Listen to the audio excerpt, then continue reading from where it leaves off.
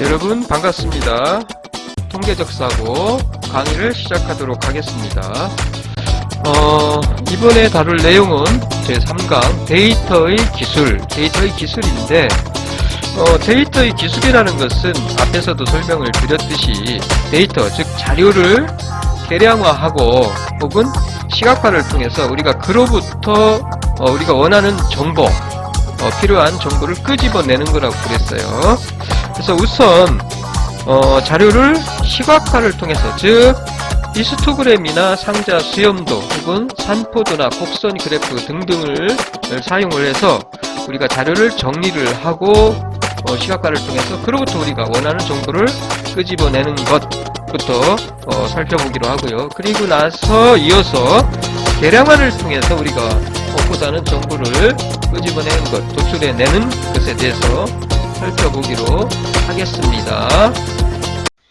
일단 우리가 자료를 분석하는 시점인데 데이터의 기술이라는 것은 결국 자료 분석이라고 말씀을 드렸어요.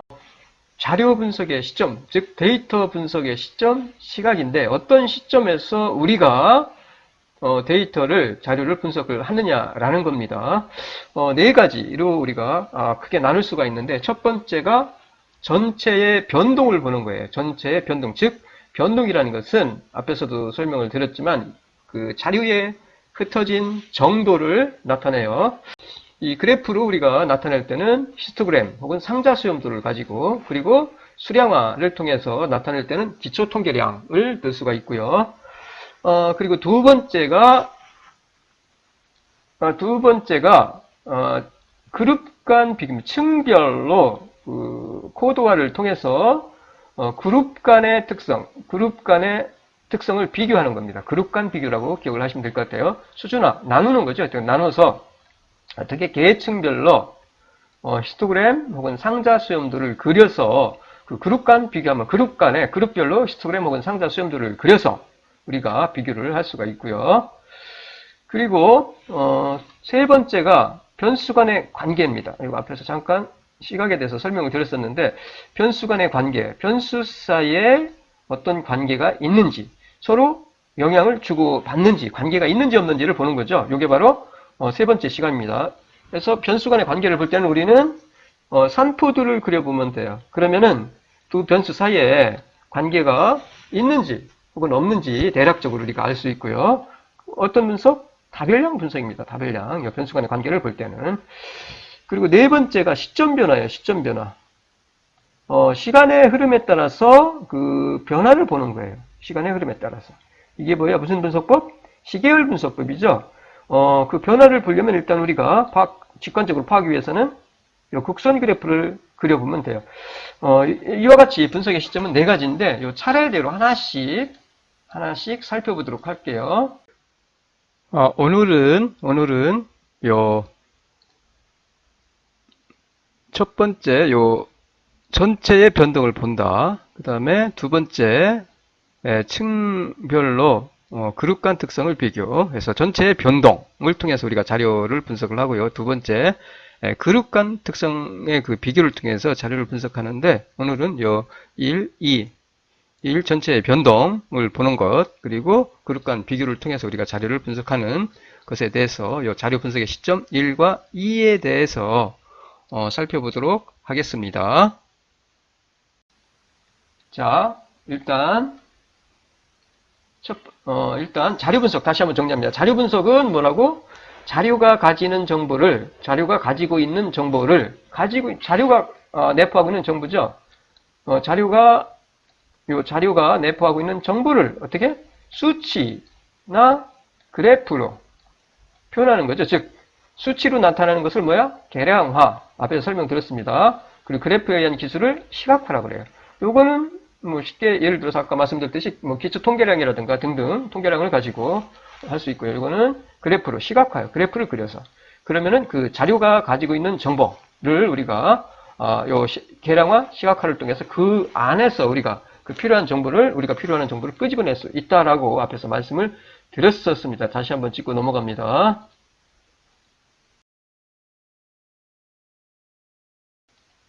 자, 그럼 첫 번째 이 분석 시각. 우리가 자료를 분석하는 그 시각, 첫 번째, 전체의 변동을 본다라고 말씀드렸죠. 그래서 전체의 흩어진 정도를 보는 겁니다. 흩어진 정도, 변동은 뭘로? 분포입니다. 분포. 흩어진 정도라는 것은 분포를 나타내요. 그래서 첫 번째, 분포. 첫 번째, 전체 흩어진 정도. 그래서 분포입니다. 분포. 분포라는 것은 그 흩어진 형상을 말합니다. 자료의 흩어진 형상. 자, 모양을 우리가 수량적으로 파악을 할 수가 있어요. 이거를 흩어진 형상, 직관적으로 우리가 그 분포를 그래프를 통해서 우리가 파악을 할 수 있는데, 이와 같이 분포가 이렇게 흩어진 정도를 그 모양을 우리가 대략적으로 알 수가 있는데, 흩어진 형상, 자료 흩어진 형상이 바로 분포입니다. 그런데 이거를 우리가 어떻게 이 모양을 수량적으로 파악을 하는 것이 바로 이 전체 흩어진 정도를 파악하는 방법이라고 할 수가 있습니다. 어떻게 해요? 자료가 집중하고 있는 범위. 자료가 집중하고 있는 범위예요. 이 경우 자료가 집중하고 있는 범위. 그 다음에 흩어진 정도의 크기. 흩어진 정도의 크기. 그 다음에 자료 값이나 자료 값이죠, 값. 혹은 자료의 범위를 지정한 경우는 이 자료 값 혹은 그 범위가 어떻게? 그 범위가 전체에서 몇 %의 그 안에 자료가 포함되어 있는가라는 겁니다. 이렇게 우리가 수량적으로 파악을 할 수 있다는 얘기입니다. 이렇게 예를 들어서 이렇게 그 범위를 지정한 경우, 혹은 하나의 이 자료 값을 지정했을 때 이 자료 값이 전체 중에서 자료 값에 속해 있는 이 자료의 비중이 어느 정도인지를 본다는 얘기입니다. 뒤에서 다시 한번 살펴볼게요. 일단 자, 그러면 자료 분석의 목적인데, 이 자료 분석이라는 것은 결국은 분포를 파악하는 거예요. 분포를 파악하는 것부터 시작을 해요. 즉 한마디로 표현하면 자료 분석의 목적은 분포를 알고자 하는 게 바로 분석 목적이에요. 그 분포를 알아야만 우리가 분석이 가능합니다. 여러 가지, 즉 각종 분석 방법이라는 것은 그 분포가 가지는 특정한 특성을 도출해 내는 것이 바로 분석 방법이에요. 여러 가지 분석 방법, 결국은. 그 분포가 가지고 있는 특정한 어떤 특성을 도출해 내는 것, 그게 바로 여러 가지 분석 방법이 바로 여러 가지 분석 방법입니다. 그래서 이와 같은 각종 분석 방법이 어떠한 분포의 특징을 파악하려고 하는가. 즉, 여러 가지 분석 방법이 있는데 그 분석 방법들이 그 분포 특징을 파악하려고 하는 것이 바로 이 분석 방법이라는 얘기죠. 분포. 즉, 분석은 결국은 분포의 특징을 알아내고자 하는 것이 바로 분석 방법이에요. 여러 가지 분석 방법들은 결국은 분포의 특징을 파악하고자 하는 것이 바로 여러 가지 분석 방법들이라는 얘기입니다. 따라서 뭐예요? 그 분포의 특징을 알고자 하는 것, 그게 바로 중요하다는 겁니다. 파악하는 것이. 분포의 특징을 파악하고자 하는 것이 바로 매우 중요하다는 얘기예요. 뒤에서 왜 분포가 중요한지에 대해서는 차차 설명을 드리기로 하고요. 여기는 여기까지 하기로 하고 넘어갑시다. 자, 분포. 다시 한번 정리합니다. 분포라는 것은 뭐예요? 자료 값이나 범위를 지정한 경우는 요 값이죠, 값. 범위를 지정했어. 값이 있어. 질적 자료죠. 그 다음에 양적 자료, 범위죠. 범위를 지정해요. 그러면 그 어떤 특정 값에 어느 정도 전체 중에서 몇 개의 그 자료가 포함되어 있는지, 그리고 범위를 지정했으면 그 범위에 몇 개의 자료가 포함되어 있는지, 그게 전체 중에서 몇 %냐라는 얘기입니다. 전체의 자료 중에서 그 범위 혹은 그 값에 속하는 자료가 몇 %이냐라는 얘기예요. 그게 바로 분포입니다. 분포. 그래서 값은 질적인 자료인 거고요. 요 값, 그 다음에 범위는 양적인 자료인 경우입니다.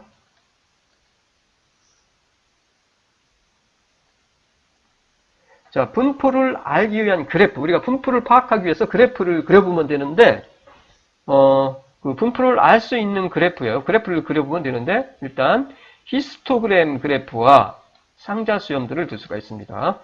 히스토그램은 보시는 바와 같이 막대 그래프로 보시면 됩니다. 이 경우 이 질적 50, 그러니까 그냥 50점에서 그냥 이거 100점이라고 생각하세요. 그래서 이 50점에 속하는 경우 60점, 65점. 혹은 이거를 그냥 50점, 여기로 보시면은 끊어서 50점까지 하면 범위가 되겠죠. 그냥 50점으로 하면은 그냥 그 하나의 값이 되겠죠. 그래서 여기서 50점에서 55점까지, 55점에서 60점까지, 60에서 65, 그 다음에 65에서 70, 이렇게. 그럼 이게 범위가 되겠죠, 범위. 그러면은 이건 양적 자료가 되는 거고요. 그래서 이와 같이 우리가 히스토그램으로 범위를 지정한 경우, 예를 들어서 범위를 지정한 경우, 앞에서 말씀드렸듯이, 예를 들어서 70점에서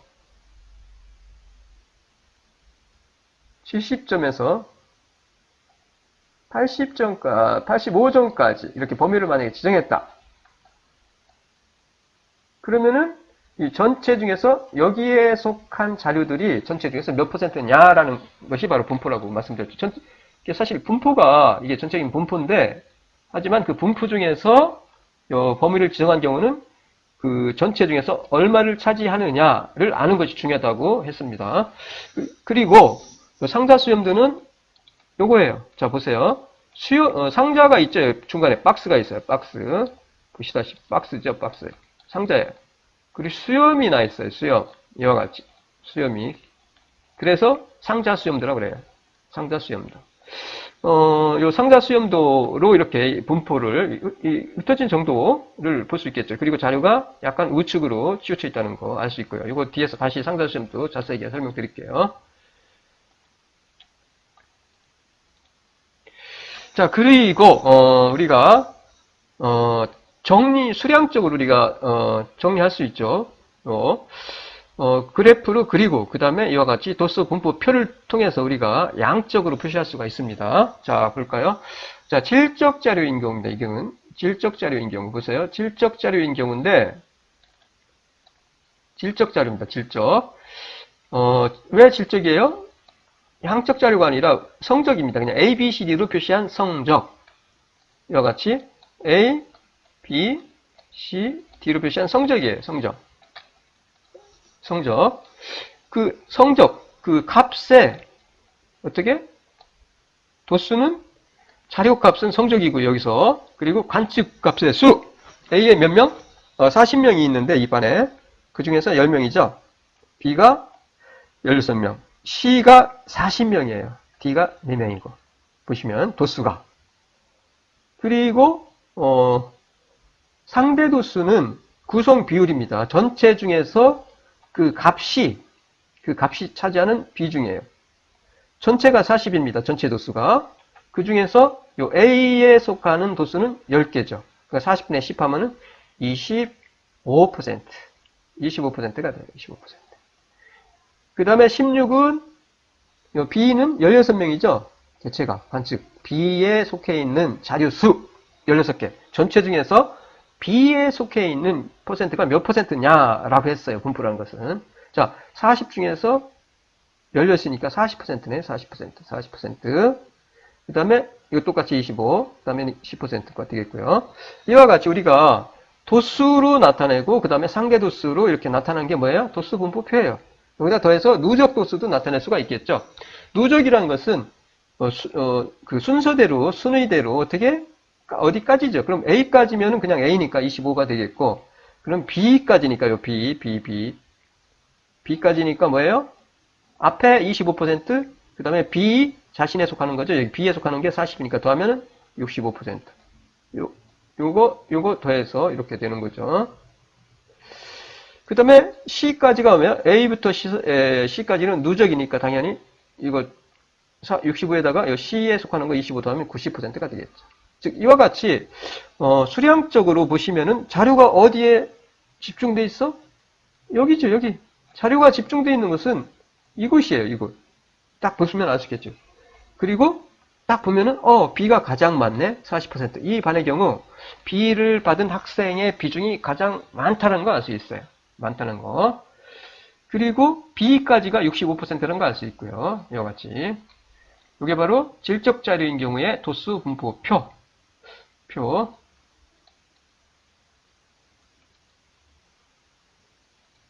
그 다음에 이어서 양적 자료인 경우입니다. 양적 자료인 경우 도수 분포표. 양적 자료인 경우는 이것은 값이 아니라 구간으로 표시를 해요. 그 계급을. 첫 번째 계급, 두 번째, 세 번째에서. 이 경우는 10에서 20까지, 20에서 30까지, 30에서 40, 40, 50 이렇게 계급을 순서를 계급으로 구간이 표시가 되어 있고요. 구간의 길이는 10이죠. 그리고 요 10에서 20까지 속하는 도수. 도수는 몇 개요? 개체는 10개. 10개입니다. 10개. 10개고요. 그리고 20에서 30까지가 16개. 30에서 40까지가 10개고 그 다음에 40에서 50에 속하는 게 4개입니다. 이 도수가. 누적 도수는 뭐 말 그대로 도수 더한 겁니다. 여기는 10에서 20까지 이 계급 첫 번째 계급에 10이니까 10. 그 다음에 여기 앞에 10에다가 20에서 30에 속하는 그 계급이 16이니까 더하면 16 해서 이렇게 쫙 더하면 전체는 40이라는 걸 알 수 있어요. 사실 요건 안 그리고 그냥 요거 사실 누적 상대도수를 이렇게 상대도수 할 때 그냥 더하면 되는데 여기서는 그냥 표시를 했습니다. 설명을 하기 위해서. 그러니까 누적 도수는 도수를 쌓아서 더한 값이죠. 그리고 누적 상대도수는 상대도수를 쌓아서 더한 값이 되겠죠. 그러니까 따라서 요 상대도수는 아까 앞에서 우리가 말씀드렸듯이 뭐라고요? 뭐라고? 전체 도수에서 그 계급에 양적인 거니까 그 계급에 속하는 자료의 비중이죠. 구성비죠. 구성비. 이와 같이. 자, 40. 이거 더하면은 전체 40이잖아요. 40이에요. 여기 40 나와 있지만 누적으로. 40 전체 도수가 40인데 이 중에 요 10에서 20 속하는 게 10이에요. 10이니까 40분의 10 하면 25%. 그 다음에 16이니까 당연히 40분의 16 하면은 40%. 40분의 10, 25. 40분의 4 해서 10% 이렇게 되겠죠. 그래서 상대도수는 이와 같이 우리가 표시할 수 있고요. 누적은 상대도수, 상대도수를 쌓아서 더한 값이니까 10에서 첫 번째 계급까지는 25. 두 번째 계급은 어떻게? 여기까지는 어떻게? 앞에 25% 더하기 10에서 20, 40% 더하면 65가 되겠죠. 65. 그렇게 계산하면 돼요. 그래서 이와 같이 이 경우는 어디에 자료가 집중돼 있어? 여기죠. 여기. 자, 10에서 40. 이 부분에, 이 구간에 자료들이 주로 집중이 되어 있다는 것을 알 수가 있습니다. 특히 이 부분이네, 이 부분. 10에서 30 사이에 자료가 집중되어 있다는 걸 알 수 있어요. 집중. 이와 같이. 여기에 집중되어 있어요, 여기. 그래서, 어떻게? 이 퍼센트를 보시면은 40%니까 여기에 집중되어 있습니다. 그리고, 누적 도수로 보면은 30까지가 65%라는 걸 알 수 있고요. 그 다음에 40까지가 90%라는 걸 알 수 있습니다. 누적 도수로 보시면은. 그래서 이거는 양적 자료인 경우에 도수 분포표를 나타냅니다. 도수로, 그 다음에 상대 도수로 이렇게 표로 나타낸 표가 바로 도수 분포표예요. 자, 그러면, 이 작성 방법, 도수 분포표의 작성 방법에 대해서 간단히 살펴볼게요. 이거 어려운 거 아닌데 그냥 순서대로 하는 건데 그냥 참고로 한번 보세요. 실제로 우리는 엑셀을 가지고 한번 작성을 해 볼 거고요. 일단 여기서 어떻게 작성하는지 그냥 그 아주 기본적인 내용이니까 그냥 하나씩 살펴볼게요. 첫 번째, 작성 방법. 첫 번째가 최소값과 이게 최소입니다. 최소. 이게 최소예요. 최소값과 최대값을 구해요. 최대값. 그 다음에 두 번째가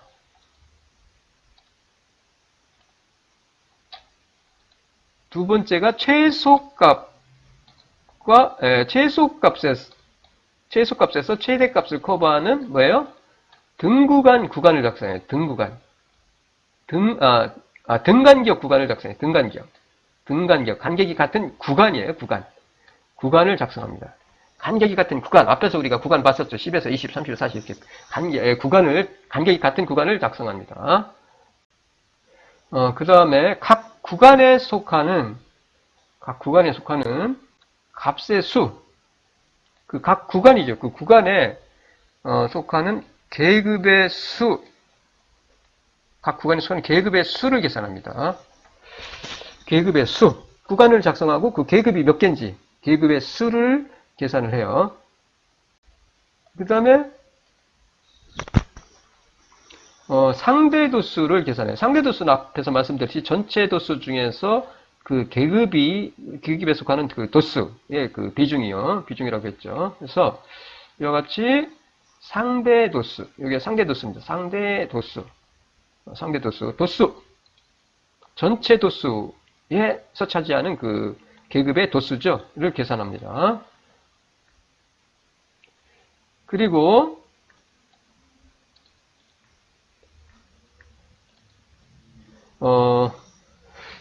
그리고 계급의 간격은 동일한 것이 바람직합니다. 그 계급은 중복되지 않고 연속적으로 표시하는 것이 좋아요. 그 다음에 계급의 한계값은 계급의 한계값이에요. 계급의 한계, 계급과 계급 사이의 그 한계값은 관측지의 정확도보다 반단위 낮추어서 정하는 것이 좋습니다. 좋아요. 자, 도수 분포표 작성은 그냥 대략적으로 설명을 드렸는데, 이거는 엑셀로 아까 말씀드렸듯이 우리가 해볼 거니까, 뭐 그냥 참고로 이렇게 보시면 될 것 같고요. 그 다음에 계급의 수 계산입니다. 계급을 몇 개로 할 건지, 우리가 아까 앞에서 계급의 수가 20, 30, 40, 50 이런 식으로 해서 계급이 있었죠. 하나, 둘, 셋, 넷, 다섯 이런 식으로. 그 계급의 수를 계산하는 방법인데, 이것도 그냥 참고로 보시면 될 것 같아요. 그냥 이런 공식이 있었다라고 생각하시면 돼요. 엑셀로 그냥 자동적으로 할 수도 있고, 꼭 이렇게 안 해도 됩니다. 앞에 그 작성 방법에 따라서 계급 구간 정하고 그 다음에 계급의 수 계산하면 되기 때문에 그렇게 어려운 건 아니니까 그냥 이런 식으로도 보통 하는구나 라고 생각하시면 돼요. 그래서 스터제스 공식이 있습니다. 스터제스 공식은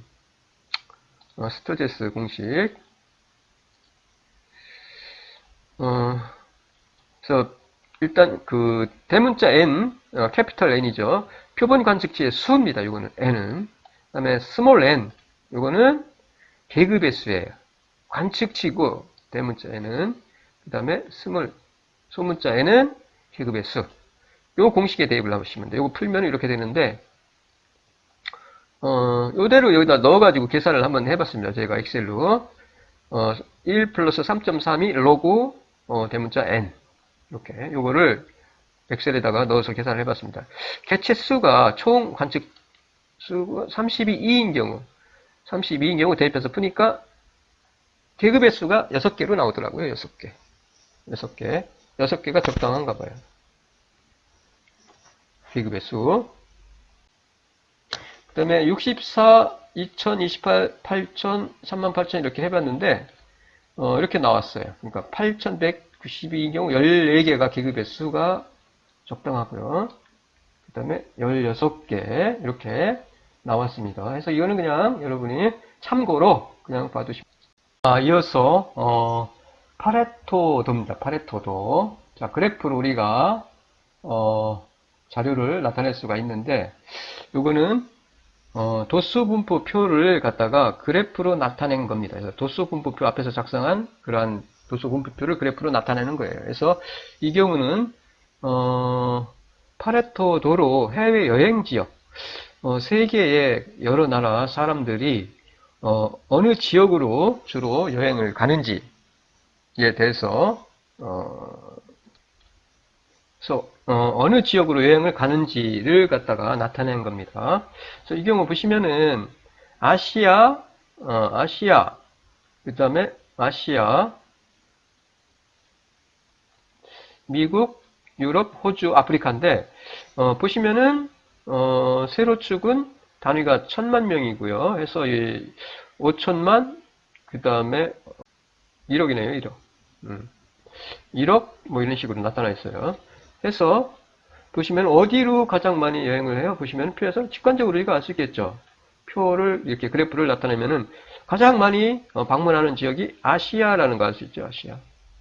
두 번째가 미국, 그 다음에 유럽, 호주, 아프리카 이런 순이에요. 그래서 이 자료에서는 어디에? 여기에 자료가 집중되어 있죠. 자료가. 그리고 요 곡선 그래프는 요 곡선, 실선이죠, 실선. 요 선은 상대 누적 곡선을 나타내요. 상대 누적 곡선. 요 우측, 세로축, 요건 뭐예요? 상대 누적 도수를 나타내요. 전체 중에서 아시아, 요게, 아시아가 몇 퍼센트? 이렇게 아시아가, 40% 정도, 한 몇 퍼센트, 한 42% 정도 되겠네요. 아시아가. 40% 정도 되겠어요. 한 41, 2%. 그러니까, 아시아가 한 1, 2% 정도 되고요. 그리고 미국의 요 방문한 요 퍼센트를 더하면은 누적이니까 한 79% 정도 되겠네요. 78이나 79 정도 되겠네요. 이와 같이. 그 다음에 유럽이 요게 방문하는 인원이죠. 유럽에 요 인원 요게 전체 중에서 몇 퍼센트? 그 퍼센트를 더하면은 어떻게? 유럽이 되겠죠. 유럽이. 그래서 상대 누적 도수입니다. 이거는 누적이에요. 이거를 그래프로 나타낸 거죠. 보시면은. 그래서 아시아 몇 퍼센트? 한 42% 정도. 그 다음에 미국까지 더하면은, 미국에 방문하는 퍼센트를 더하면은, 그 미국이 차지하는 구성비를 더하면은 79% 정도 된다는 얘기죠. 이와 같이. 그래서 미국까지 얼마나? 주로 아시아 미국을 방문하는데 전체 중에서 어떻게? 그 방문하는 인원의 비중이 한 78, 9 된다라는 것을 바로 알 수가 있겠죠. 이 파레토 도를 통해서. 질적 자료고요. 이 경우는. 그 다음에 이어서 양적 자료인 겁니다. 이 경우는. 도수 분포표, 양적인 자료를 우리가 구간으로, 계급으로 도수 분포표를 작성을 앞에서 하는 거 예를 들었고요. 이 경우는 성적입니다. 성적. 보세요. 성적인데 도수 분포표를 요 그래프로 나타냈어요. 보세요. 0점에서 50점까지입니다. 여기는. 그 다음에 50에서 55 미만, 55 이상 60 미만, 60 이상 65 미만, 65 이상 70 미만을 나타내요. 이게 쫙 해서. 쫙 보시면은 자료가 어디에 집중되어 있어? 딱 보시면은 이 부분이 있죠? 이 부분. 70에서 85점 사이에 자료가 집중되어 있다는 거 바로 직관적으로 우리가 파악할 수가 있어요. 그리고 뭐 대략적으로 그렇죠. 그리고 흩어진 정도. 어쨌든 자료가 여기에 집중되어 있다는 거 알 수 있습니다. 그래서 이 반의 경우는 성적이 대략 뭐 70점에서 85점 사이에 속하는 학생이 가장 많구나 라는 것을 바로 우리가 파악할 수가 있습니다.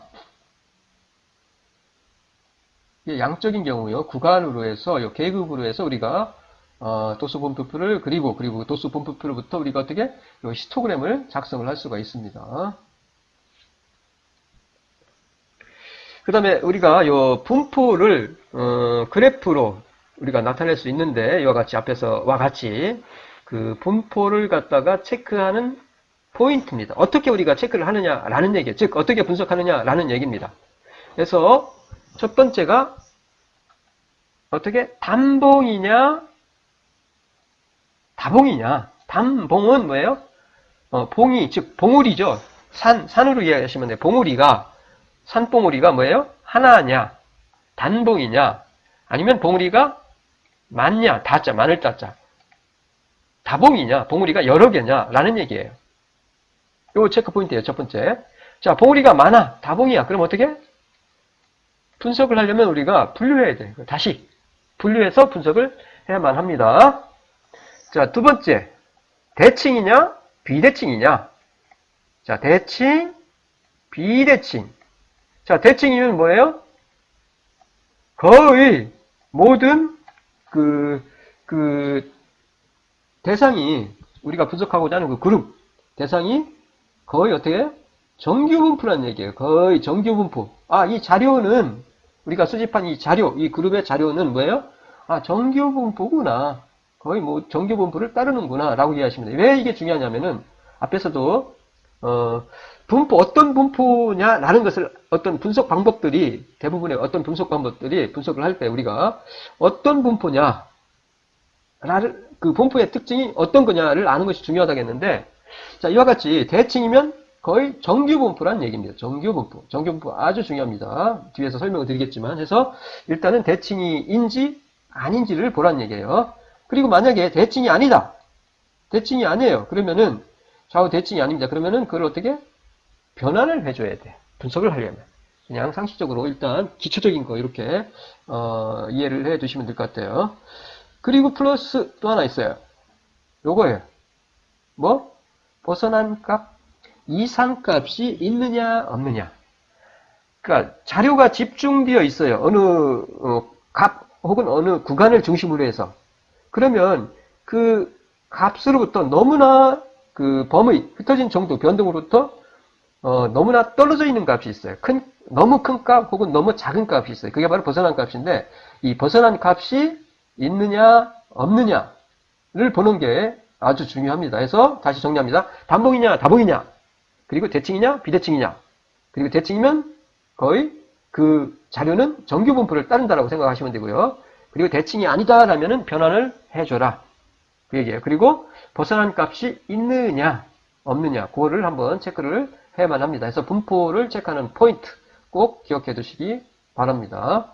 자, 그러면 그림을 가지고 한번 봅시다. 자, 단봉이에요. 이 경우는 단봉성이죠. 봉우리가 하나, 산이 하나예요. 자, 보세요. 산이 하나죠. 즉 자료가 집중하고 있는 부분. 자료가 어디에 집중해 있어? 여기에 집중돼 있네. 봉우리가 요 산이 하나네. 그 얘기예요. 단봉. 그리고 어떻게? 좌우 대칭이네요. 대략적으로 히스토그램이. 좌우 대칭이에요. 좌우 대칭이 뭐라겠어요? 아까 앞에서? 정규분포를 따릅니다. 정규분포. 정규분포. 아, 이 분포는 정규분포야. 그럼 정규분포 가지고 우리가 통계 분석할 수가 있다는 얘기예요. 자료 분석할 수 있다는 얘기예요. 그 다음에 다봉입니다. 다봉성이에요. 멀티모달. 다봉. 봉우리가 2개 이상인 경우에 여러 개인 경우 2개 이상. 봉우리가. 산이 2개 이상. 자, 보세요. 자료가 여기에도 집중돼 있고 여기에도 집중돼 있어. 그래서 어떻게? 산이 하나, 2개. 산이 2개. 그럼 어떻게 한다고 우리가? 요거를 분류해서 다시 분석해. 이거 분류해서 분석을 해야 된다는 얘기입니다. 그런 얘기예요. 다른 게 아니라. 그 다음에, 자, 왜곡된 분포가 있습니다. 왜곡된 분포. 분포가, 아까 우리가 이게 좌우 대칭이냐 아니냐라고 했죠? 왜곡돼 있어요. 하지만, 봉우리가 하나니까, 대칭은 약 왜곡된 좌우 대칭이죠? 이런 경우. 자, 보세요. 이런 경우는, 분포가 왜곡이 돼 있어요. 왜곡. 자, 보세요. 이 경우. 이게, 봉우리는 하나인데, 자료 여기에 집중돼 있죠. 왼쪽에. 이 경우는 자료가 우측에 집중돼 있어요. 그러면서 꼬리가 우측으로 쫙 내려와 있죠. 이 경우는. 왼쪽 그래프는. 이렇게. 그래서 우측으로 왜곡이 돼 있죠. 그 다음에 요거는 우측에서 좌측으로 이렇게 쫙 꼬리가 뻗어 있죠. 즉 좌측으로 왜곡된 분포죠. 그래서 저 우측으로 왜곡된 분포를 뭐냐면은 중심축이 어디에 있으니까 좌측에 있으니까 좌경이에요. 좌측, 왼좌에서 좌경, 중심축이 자료가 집중되게 좌측이니까 좌경 대칭인 분포라고 하고요. 그 다음에 중심의 축이 우측인 경우 자료가 우측에 집중되어 있는 그래프를 우리는 우경 대칭이라고 합니다. 우경 대칭 이렇게 불러요. 그래서 우경, 좌경, 그 다음에 좌우 대칭 앞에서 살펴봤는데 이 분포의 대칭성을 어떻게 우리가 알 수 있느냐라는 겁니다. 이거 대칭성이에요. 대칭성. 대칭성을 좌우 대칭 어떻게? 이 대칭성을 알아보려면은 요 외도를 계산해 보면 돼요. 외자입니다. 이게 왜? 정자 위에 불자가 있으니까 왜곡된 거죠. 이게 정이 아니니까 왜예요. 외도. 그래서 스큐니스 해서 기울어진 정도를 나타내는 게 바로 외도예요. 그리고 이렇게 알파3로 표시를 합니다. 외도는 알파3 기울어진 정도. 자, 일단 요 M은 대문자 M입니다. MI 요거는 i번째 계급의 중앙값이에요. 우리가 값으로 표현된 경우와 값, 요 구간으로 표현된 경우가 있겠죠. 우리가 분포표에서, 도수 분포표에서. 그러면 값으로 표현되는 그 값에 속하는 비중 해서 우리가 도수 분포를 작성할 수 있고요. 그리고 구간으로 계급으로 해서 우리가 도수 분포를 작성할 수 있는데 그 기울어진 정도를 볼 때 계산을 하려면은 값인 경우죠, 이 경우는. 그래서 요 xi는 뭐야? 값이에요. 각각의 값. 그 다음에 x바, 스몰 x바는 평균을 나타냅니다. 이거 똑같이 평균. 그 다음에 요 mi는 아까 말씀드렸듯이 i번째 계급의 중앙값이에요. 그 구간이 있잖아요. 구간. 계급이 있어요. 하나, 첫 번째, 두 번째. 그러면 요 아까 우리가 앞에서 20에서 뭐 30에서 뭐 40 이런 식으로 짝짝짝 구간이 계급이 있잖아요. 그러면 요 계급의 중앙값이라는 건 아까 중앙에 속하는 값이에요. 중앙에 10에서 30 중간이니까 25게 되겠네요. 그래서 요같이 중앙값 i번째 계급의 중앙값 첫 번째 계급의 중앙값이죠. 이것도 두 번째 계급의 중앙값은 30에서 40에서 35가 되겠죠. 요같이 중앙값. 그 다음에 요 S는 표준편차입니다. 요 S는 표준편차. S 뒤에서 설명드릴 거예요. 이거 표준편차. S 3승으로 S 3승입니다. 이게 그러니까 외도는 어떻게 보세요? 값에서 평균을 빼주죠. 그리고 3승을 해요. 즉 편차입니다.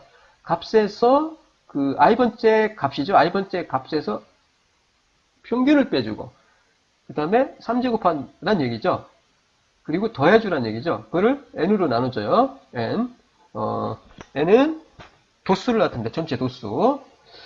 그리고 표준편차로 나눠주면 뭐가 돼? 외도. 그 다음에 두 번째는 구간으로, 계급으로 표시된 도수 분포의 경우는 요 중앙값을 가지고 계산을 합니다. i번째 중앙값. 첫 번째, 두 번째, 세 번째 계급이 있을 거 아니에요. 그럼 중앙값 마이너스 평균을 빼줘요. 그리고 3승, 똑같이 3승. 그리고 요거는 그대로 어떻게? 요게 없어요. 뭘로? 표준편차의 3승으로 나눠줘요. 대신 요게 있습니다. 요거 뭐냐면 이게 i번째 계급의 상대도수예요. 그 상대도수 앞에서 우리가 계산을 했습니다. 그 계급에 속하는 전체 중에서 그 계급에 속하는 그 계급의 구성비죠. 구성비. 이렇게 해서 우리가 외도를 계산할 수가 있어요. 계산. 이거 그냥 참고로 보시면 될 것 같아요. 외도는 이렇게 계산을 한다.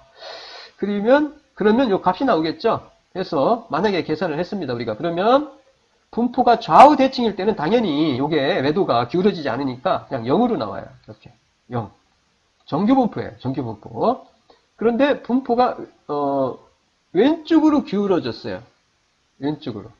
즉 왼쪽으로 축이 있다는 얘기예요. 이거는. 왼쪽으로 기울어졌다는 얘기는 꼬리가 쫙 이렇게 우리가 내려오는 경우죠. 그래서 이 경우 좌경대칭입니다. 이렇게 좌경대칭. 이 경우는 좌경대칭. 0보다 크면. 그 다음에 분포가 오른쪽으로 기울어져 있어. 분포가 오른쪽으로 기울어져 있어요. 이렇게. 우경대칭이에요. 우경대칭. 0보다 작아요. 이때는. 계산을 해보면. 그래서 이와 같이 우리가 외도를 가지고 그 분포의 대칭성을 판단을 할 수가 있습니다. 자, 볼까요? 외도. 0인 경우죠. 0인 경우. 좌우 대칭이죠. 이 경우는. 그 다음에 두 번째 좌우 대칭이고요. 그 다음에 우경이죠. 우경인 경우는 0보다 작다고 그랬어요. 0보다 작아요. 그 다음에 좌경인 경우입니다. 좌경인 경우는 외도가 어떻게? 0보다 커요. 이 알파3가. 자, 그리고 좌경인 경우에 좌경 대칭인 경우죠. 이 경우는 평균 중앙값은 이 순서로 되어 있습니다. 최빈값이 최빈값이죠. 최빈값이 가장 여기에 오고요. 최빈값 앞뒤에서 설명드릴 거예요. 도수가 가장 많은 값을 최빈값이라고 합니다. 그 값이 있는데 도수가 가장 많은 거.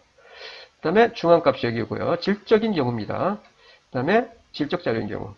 평균이 여기에 오고요. 이렇게 중앙값은 앞에서 설명드렸나요? 자료를 크기 순으로 쫙 나열했는데 그 가장 중간에 50% 점에 해당하는 그 가장 중간에 있는 값을 말해요. 순서로 딱 나열을 했을 때. 그 다음에 벗어난 값. 어, 좌우 대칭인지를 보는 게 중요하다겠고요. 그 다음에 벗어난 값을 보라겠어요. 그래 산이 몇 개인지를 보라겠고요. 그 다음에 벗어난 값이 있는지 없는지를 우리가 체크해야 된다고 했는데 어, 자료 대부분이 포함되는 자료값의 구간으로부터 어떻게, 그러니까 동떨어져 있는 거죠. 아까 말씀드렸듯이 자료가 여기에 몰려 있는데 지금 집중되어 있어요. 대부분이 자료가 여기 있는데 어떻게 여기서부터 뚝 떨어져 있죠. 동떨어진 곳에 위치해 있어요. 요같이 하나의 값이. 그러면은 요거를 우리가 통계량을 계산을 하면은 요 값의 영향으로 인해서 이 자료값의 분포의 특성이 왜곡될 수 있다는 얘기입니다. 그래서 어떻게 우리는 이거를 일반적으로 버립니다. 버리면 돼요. 이 벗어난 값이 있으면은 우리가 평균 계산하는데 대부분 값이 여기 있는데 한 값만 엄청 커. 그러면 평균 계산하면은 제대로 이 분포의 이 자료의 특성을 나타낼 수가 없죠. 요 영향을 받아서 이 값을. 그럼 어떻게? 버리면 된다는 얘기예요. 버리면 돼요. 버리면. 자, 앞에서 우리가 첫 번째 자료 분석의 시점이 바로 변동, 자료에 흩어진 정도를 본다고 말씀을 드렸는데, 그리고 앞에서 분포를 알 수 있는 그래프를 에 대해서 살펴봤고요. 이어서 그 두 분포의 비교, 흩어진 정도를 이 두 분포를 통해서 한번 살펴볼까요? 왼쪽에 있는 그래프는 그룹이 남자고요, 남자. 오른쪽은 여자예요, 여자. 남자, 여자. 연령별, 나이별, 몇 명이 속하는지를 나타내고 있습니다. 20세에서 25세, 에서 20에서 30, 30, 35 이렇게. 보시면 남자 같은 경우는 이 경우 지금 중심이 뭐예요? 우리가 왼쪽에 자리가 집중되어 있죠. 그리고 봉우리가 하나예요, 하나. 이와 같이 하나. 그런데 여자인 경우는 봉우리가 두 개입니다. 자료가 여기도 집중되어 있고 여기도 집중되어 있어요. 그래서 어떻게? 봉우리가 두 개. 두 개. 다르다는 걸 알 수 있죠. 자, 남자 그룹과 여자 그룹, 연령대별 그 인구 구성 비가 다르다는 걸 알 수가 있어요. 자, 이 경우는 아까 앞에서 말씀드렸듯이 이거 나누어서 분석을 해야 됩니다. 좌경 대칭이네, 이 경우는. 그 다음에 이거는 월급인 경우입니다. 월급, 즉 한 달에 받는 그 월급이 그 분포를 나타내죠. 남자 그룹과 여자 그룹, 남자 그룹과 여자 그룹. 자, 이 경우 남자 그룹은 100만원, 150만원 정도 여기에 집중되어 있네요. 그러니까 100만원과 200만원 사이에 보통 집중되어 있는데 여자 같은 경우는 100만원에서 150만원 정도 여기에 집중되어 있고요. 그리고 여기 높은 임금을 받는 별로 없죠, 여기는. 근데 남자 그룹에서는 보면은 200만원 이상, 300만원, 200만원 이상 어떻게 월급을 받는 그 비중이 꽤 있어요. 하지만 그 여자 그룹은 이 이상은 250만원 이상인 경우는 거의 없다는 거 알 수 있죠. 그래서 두 분포를 우리가 이렇게 그 모양을 가지고 자료가 어디에 집중되어 있는지를 가지고 비교를 할 수가 있습니다.